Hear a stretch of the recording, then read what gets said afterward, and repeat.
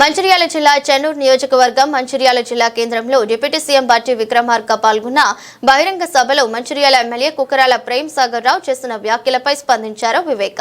తనపై పరోక్షంగా విమర్శలు చేయడం మంచి పద్ధతి కాదని అన్నారు. ఆ వ్యాఖ్యలను ఖండిస్తూ వాస్తవ పరిస్థితులను తెలిపారు. కాంగ్రెస్ పార్టీ బలపరుచుకుంటే అవసరం లేకుండే నిజంగానే చెప్తే అప్పుడు బీజేపీలో అరే నేను ఎంపీగా అయిన తర్వాత మీకు మంత్రి ఇస్తాను చెప్తాం. కానీ నాకు లక్ష్యం ఒక్కటే ఉండే, కేసీఆర్ గద్దె దించాలని ఉండే. ఎప్పుడైతే గర్ వాపసి అని చెప్పినారో నా పోరాటము కేసీఆర్ వ్యతిరేకంగా ఉంది. అందు గురించి చలో మా సొంత ఇంటికి వెళ్తాము, మంచిగా పని ఈ ఏదైతే అప్పుడు ఆ రోజులను ఏదైతే ఇష్టం వచ్చిన రాజ్యం ఏదైతే చేస్తారో, బ్లాక్ మెయిల్ రాజకీయాలు ఏదైతే ఉండేనో, ఈ ఇష్టం వచ్చినట్టు పోలరు, బ్లాక్ మెయిల్ పాలిటిక్స్ ఉండదు, ఎక్స్టార్షన్ పాలిటిక్స్ ఉండదు అని చెప్పి అంబేద్కర్ గారు వారందరికీ సూచించడం జరిగింది. మనందరి బాధ్యత ఇది. ఈ ఏదైతే విలువలు అంబేద్కర్ గారు చెప్పినారు, ఆ విలువలన్నీ కూడా కాపాడి బాధ్యత మనందరిపై ఉంది. అందరం కలిసి పనిచేస్తున్నాం. ప్రేమ్ సాగర్ గారు కమెంట్ చేస్తున్నారు, వాడి ఇష్టము, వారి ఏదైతే ఆవేదన ఉందో వారి దాంట్లో తప్పేం లేదు. అందరికీ కూడా ఆశ ఉంటుంది, నేను కూడా మంత్రి కావాలి, నేను కూడా మంత్రి కావాలి ఆశ ఉంటుంది. వారు ఆ దిశలో మాట్లాడిండొచ్చు. నాకు కూడా ఇంతకు ముందు మెడికల్ కాలేజ్ హాస్పిటల్ ఇనాగ్రేషన్ నాకు అప్పుడు ఆహ్వానం రాలేదు. నిన్న రాత్రి కూడా లేట్ నైట్ ఫోన్ వచ్చింది.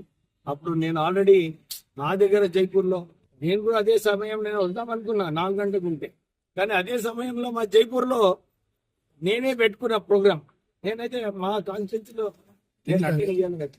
అందు గురించి నేను వాళ్ళకి పోయినా. ఇప్పుడు మళ్ళీ ఇంద్రవెల్లి పోతా ఇక్కడ ఇంతకుముందు ఇక్కడ స్టాచ్యూ ఇక్కడ ఇచ్చింది నేనే. అప్పుడు స్టాచ్యూ ఇవ్వడం జరిగింది. నాకు కూడా ఒక మాట చెప్పి షిఫ్ట్ చేస్తే చాలా బాగుండేది, కానీ ఆల్రెడీ షిఫ్ట్ కావడం జరిగింది. ఉప ముఖ్యమంత్రులు ఇన్ని రోజులు అన్ని చోట్ల కూడా సుమారు 120 విగ్రహాలు అంబేద్కర్ని నేను ఇవ్వడం జరిగింది. ఎవరు వచ్చినా కానీ ఇతరులకు ప్రత్యేకంగా అంబేద్కర్ గారి విగ్రహం తీసుకుని వారికి ఒక స్ఫూర్తి వస్తుంది, వారికి ఒక ధైర్యం వస్తుంది.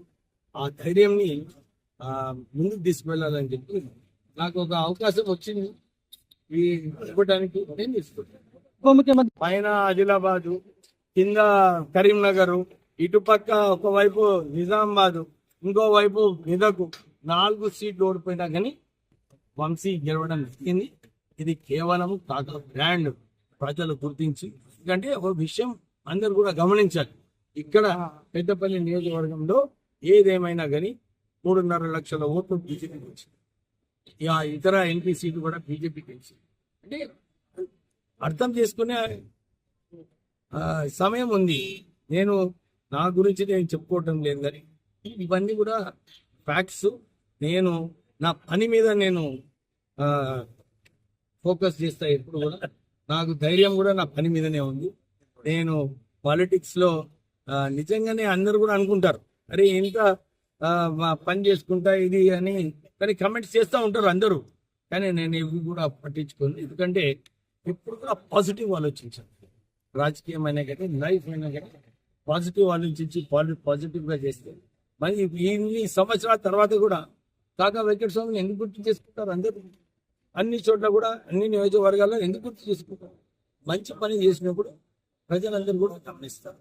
లేకుంటే నేను 22 రోజులలో ఇంత స్ట్రాంగ్ క్యాండిడేట్ సుమన్, మీకు తెలుసు, ఇంత స్ట్రాంగ్ క్యాండిడేట్ సుమన్